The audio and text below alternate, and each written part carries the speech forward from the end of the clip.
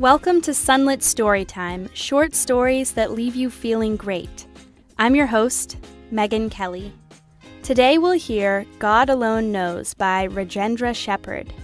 Rajendra Shepherd is a writer, journalist, and academic at the University of the West Indies in St. Augustine, Trinidad and Tobago.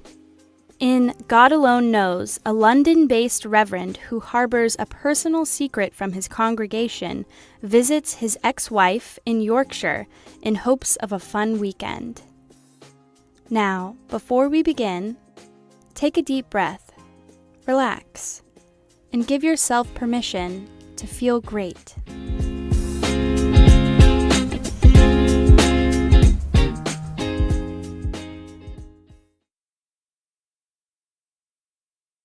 God Alone Knows by Rajendra Shepherd. Nobody really knows what drives us to be who we are, he wrote on his notepad. Not even God. Why would he preoccupy the universal mind with world peace? Isn't that our job? Okay, Gerard, now simplify it. Reverend Gerard Benson put down his pencil and stared out his living room window, listening for the afternoon traffic below. He smoothed the wavy wig. At 63, his head was long ago bald, and the colour of weathered mahogany, and he wondered whether Veronica would approve. His ex-wife had always preferred him in his bob. "You're playing young, Gerard," she would laugh. "A big man like you trying to be Beyoncé?" If he'd had time, he would have put on his lashes too. It made him more personable when he was writing his sermons. Not that the parishioners would ever see this persona. He stood and drew the net back slightly to peep outside. School would be out soon, and the rowdy kids from the local comprehensive would take over the high street. He should make a cup of tea. That would help. The move back to London without her had been hard. Nothing like the open spaces of Yorkshire, with its country pubs and rolling moors. Veronica liked the village life. It reminded her of Tobago. But oh no, he needed more. Why couldn't he have just settled down?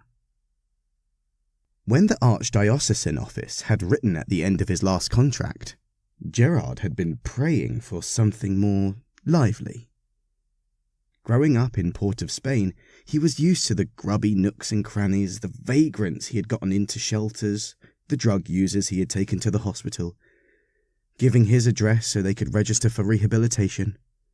When his mum found out what he was up to, she had simply said, "You're a godsend." Of course, when he had told her at 18 that he wanted to join the church, she was livid. "When would someone make she a grandchild at this rate?"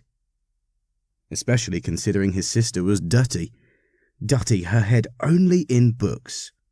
"No man go want a woman smarter than he." Mother was wrong, of course. When he had met Veronica, PhD, and took her home, his mother had acted imperiously. By then, Mother was drinking out of chattering bone china, wearing hats to church and walking with a cane. No woman was going to get between her and her son. Especially not a country bookie from Tobago. Veronica was a teaching nurse with 2 degrees from the University of the West Indies and a doctorate in psychology from London. And Gerard was thrilled by her erudite conversation. And her fulsome butt. Of course, God would make us attractive. How else would we reproduce? They tried for kids, which was Gerard's favourite part of the mission. But he wasn't unhappy when Veronica didn't get pregnant. She wasn't unhappy either, and quite liked him as Irene and even more as the vivacious and sometimes irreverent Lady Padmore.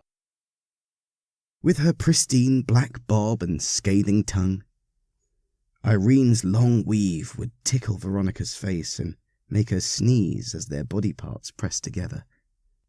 How funny they must have looked. Now, with his steaming brew on the desk, Gerard settled back into explicating his main point.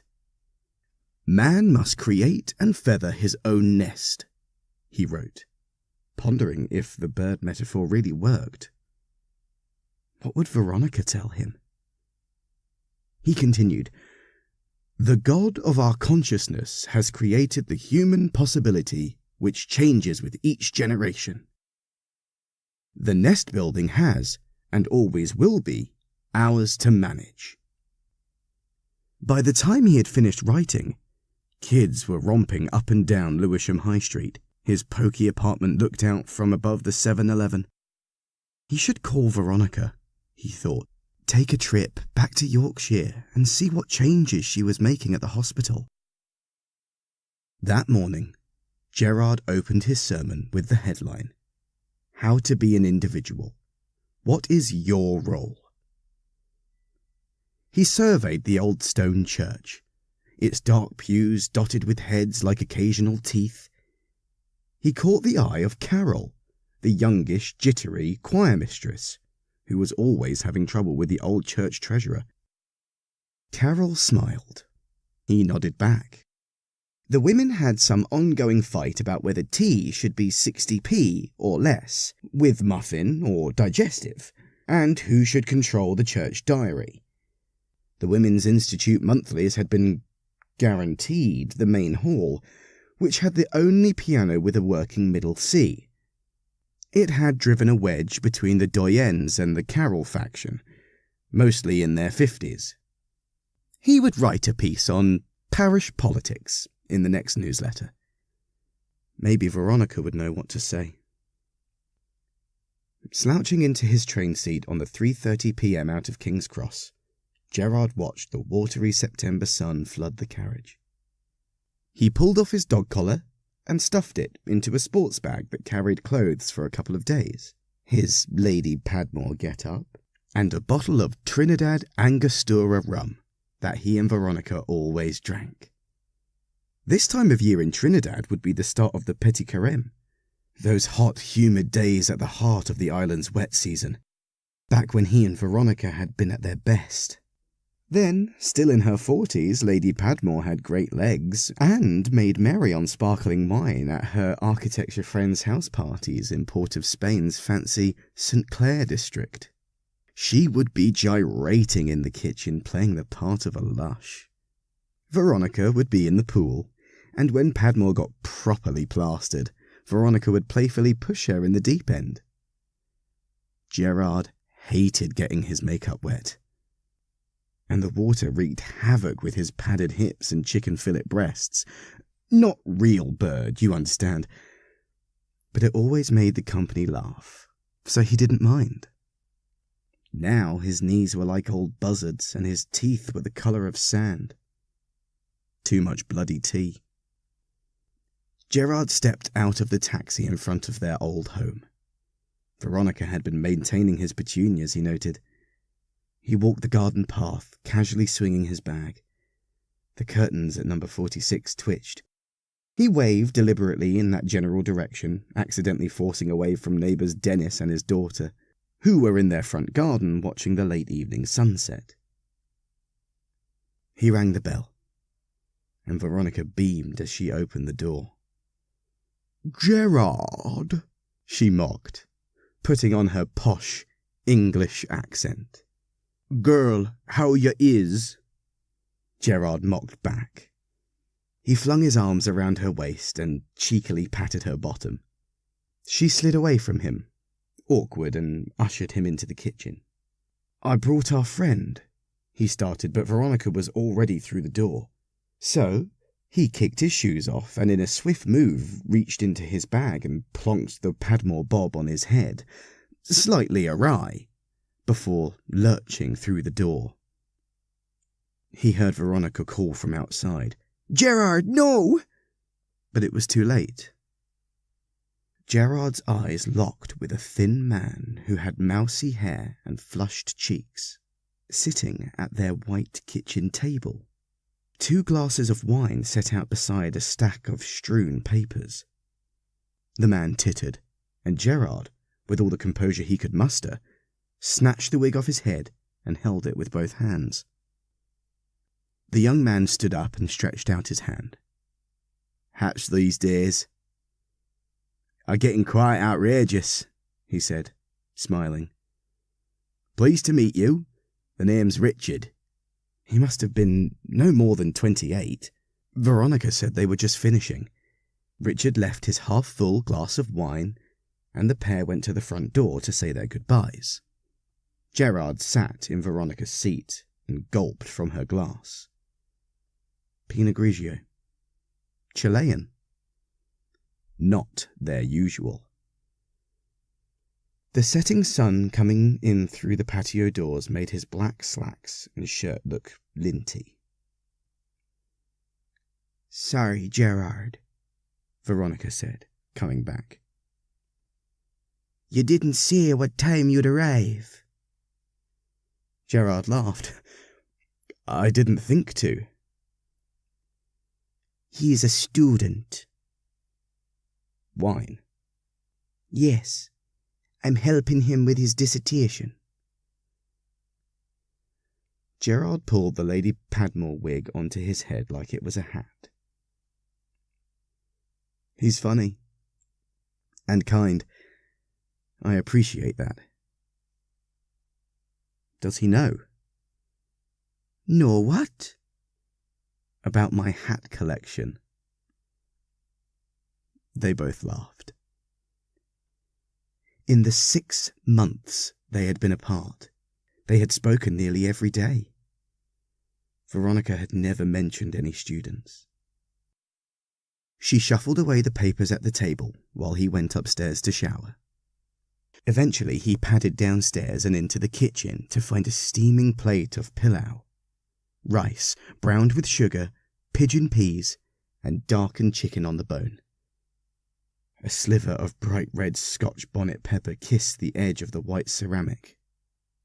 "No lady tonight?" Veronica said. Gerard was wearing grey tracksuit bottoms and a ridiculously stretched white t-shirt, almost gossamer from being overwashed. He smiled. "I think she's said enough for the evening." Veronica set her fork definitively at the side of her plate.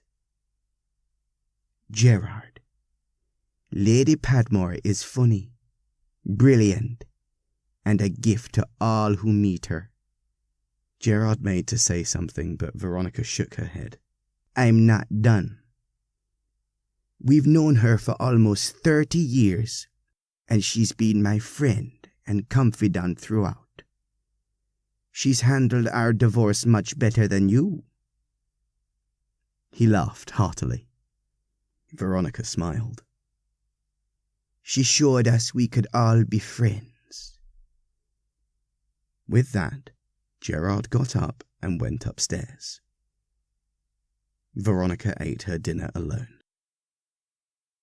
He was in the bathroom a while when Lady Padmore returned to the table. She was dressed like Michelle Obama, in a black dress, almost formal. Delicate pearls rested on her scalloped shoulder bones. Her muted lip gloss and bronzed eyes made her look ready for a cocktail lounge. Her hair was immaculate. "You look great, Elizabeth. It's been too long." Lady Elizabeth Padmore held out a bottle of Trinidad rum. "I brought your favourite. But you know what?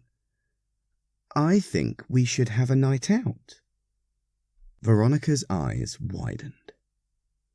"Wonderful," she said, and went upstairs to get ready. They called a cab, the driver glancing only momentarily at the 2 slender black ladies who were heading to the Royal York Hotel piano bar. Elizabeth drank her martinis with 2 olives.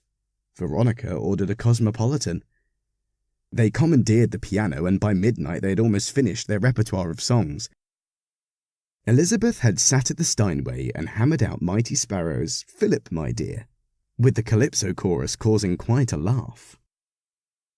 "There was a man in me bedroom, wearing your shoe, trying on royal costume dipping in royal perfume, I tellin' you true. They had roused enough patrons to join them with There Was a Man in Me Bedroom at every chorus, saluting Fagin, the intruder who entered the Queen's Buckingham Palace bedroom in 1982. By the end of his few days' stay up north, Gerard was feeling quite revived. He put it down to the fresh air. He would have stayed longer, but he had to be back for the midweek meeting with the choir about their songs for the Harvest Festival. Carol had been adamant that they wouldn't do All Things Bright and Beautiful as their opening number, but had met resistance yet again.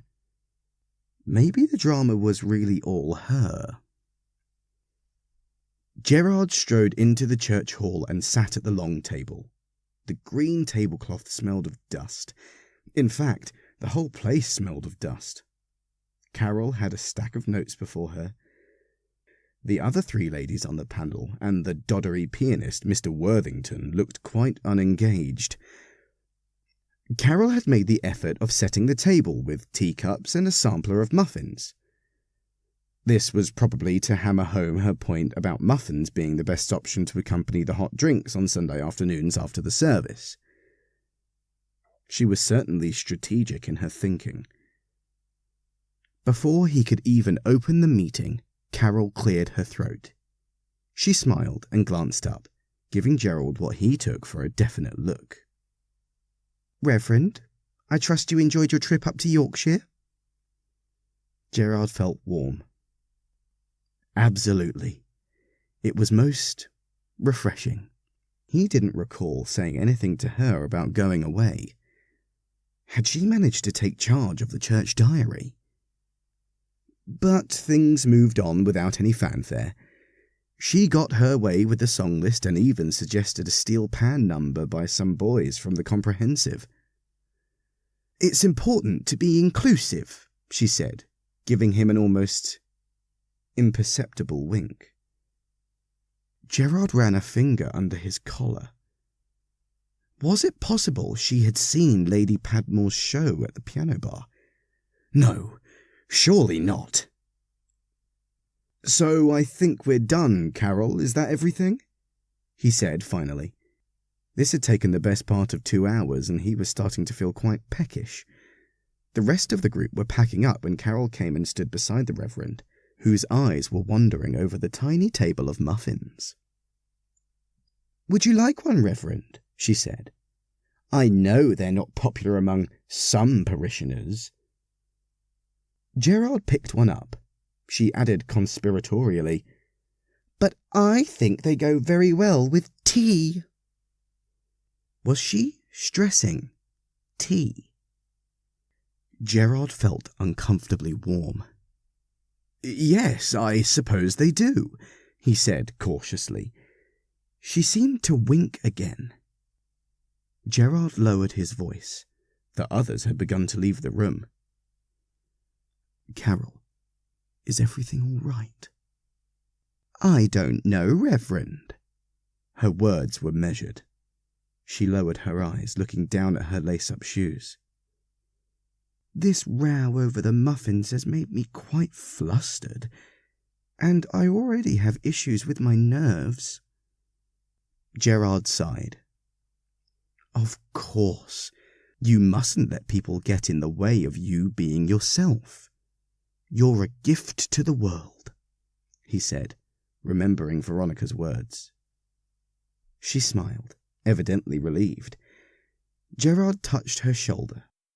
He thought, this may not be Trinidad, but people's dilemmas and the solutions they needed really were the same wherever people lived.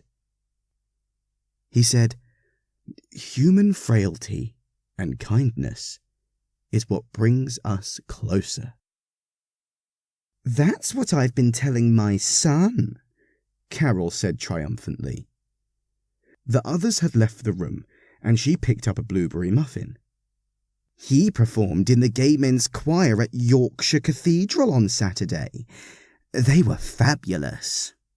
And with that, she stuffed a piece of the soft cake in her mouth and ceremoniously glided out the door. The end.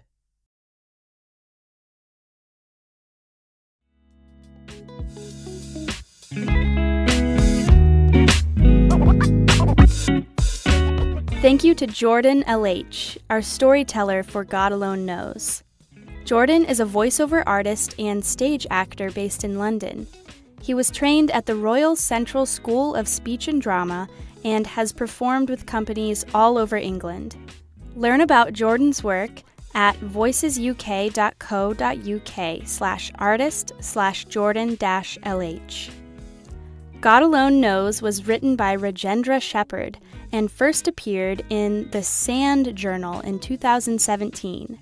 The song referenced in the story is Philip My Dear by the Trinidadian calypso singer Mighty Sparrow. You can find Philip My Dear and many other recordings by Mighty Sparrow wherever you go for music. Rajendra Shepherd's audiobook, We'll Always Have Tea, is now on Amazon, Audible, and iTunes. His short story, Fear, the Last Assignment, was published in Floydoip. His poems have been published by the British Medical Journal, the Good Men Project, and the Dragon Poet Review. In our next episode, we'll hear Off to College by Rachele Salvini. In the story, a young woman sitting at a bus stop watches her ex pick up his new girlfriend in his shiny car. To hear more feel-great stories, visit our website, sunlitstorytime.com, where we keep a library of all stories published to date. Tell your writer friends to go to the submissions tab on our website. If they have a feel-great story, we'd love to read it. This episode was produced, directed, and edited by yours truly. Our fiction editor is Patrick Kelly. Social media and marketing by Susie Kelly. Music for the podcast is by Celestial Sound. My name is Megan Kelly. See you next time.